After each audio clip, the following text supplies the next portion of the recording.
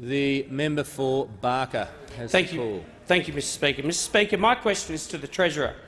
Will the Treasurer update the House on global growth targets and the need for strong economic growth strategies? How is the government building a strong national platform for economic growth and jobs? The Treasurer.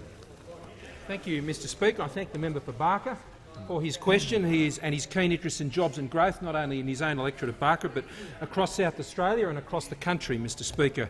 In addition to the very serious national security issues that were addressed by the Prime Minister in the recent round of G20 meetings, Mr Speaker, there was also, as you've just heard from the Prime Minister, a very strong focus on the economic task that is ahead of all of those leaders and here at home in Australia as well. And they confirmed again their commitment to growth, Mr Speaker, and their commitment to growth and jobs, as we have as a country.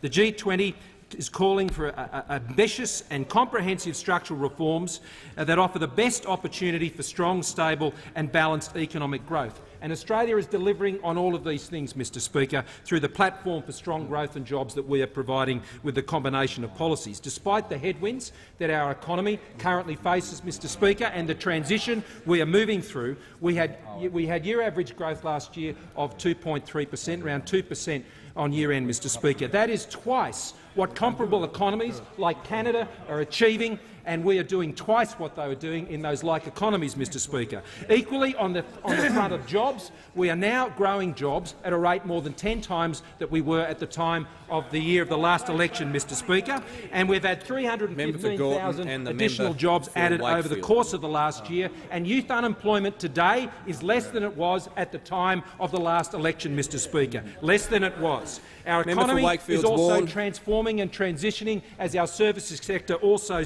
improves, with a growth in exports of some 7.3%. Now, the strong platform for growth, Mr Speaker, we are putting in place encompasses opening new markets through free trade agreements, our $50 billion national infrastructure plan, ensuring an even more resilient financial system, improving competition, Mr Speaker, a stronger budget, Mr Speaker, but a better tax system, Mr Speaker, that is going to reward Australians, that's going to back Australians who are out there working and saving and investing. And what I'm encouraged by, Mr Speaker, is the Australian people are responding to this. They're responding to this with optimism.